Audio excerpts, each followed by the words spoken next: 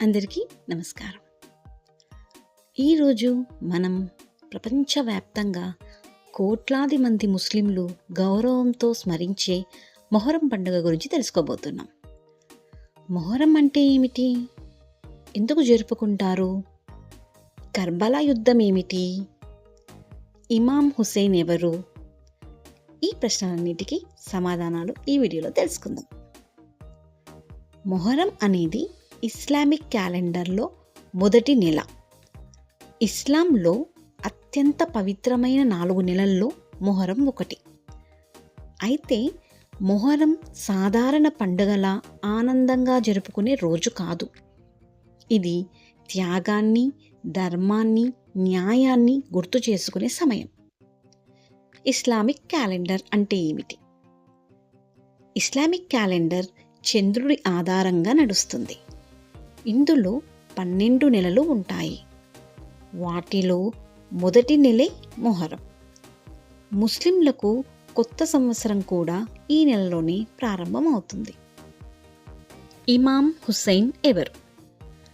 ఇమాం హుసేన్ ప్రవక్త మహమ్మద్ గారి మనవడు.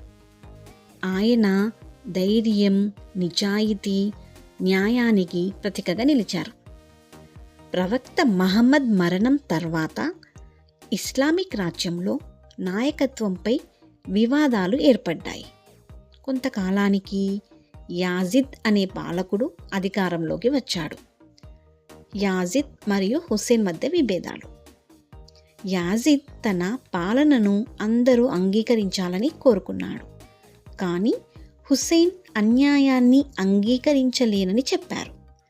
ప్రజల హక్కులను కాపాడడమే తన బాధ్యత అని భావించారు.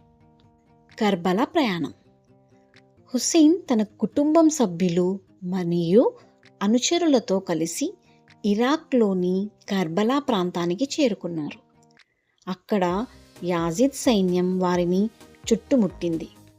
నీరు కూడా అందకుండా చేసింది. చిన్న పిల్లలు, మహిళలు తీవ్ర ఇబ్బందులు ఎదుర్కొన్నారు. అషూరా రోజు. మొహరం నెల 19వ రోజును అషూరా అంటారు. క్రీస్తు శకం 680లో ఈ రోజునే కర్బలా యుద్ధం జరిగింది. హుసేన్ వద్ద చాలా తక్కువ మంది ఉన్నప్పటికీ ధర్మం కోసం పోరాడారు. చివరకు ఆయన మరియు ఆయన సహచరులు వీరమరణం పొందారు. ఈ సంఘటన ప్రపంచ చరిత్రలో త్యాగానికి గొప్ప ఉదాహరణగా నిలిచింది.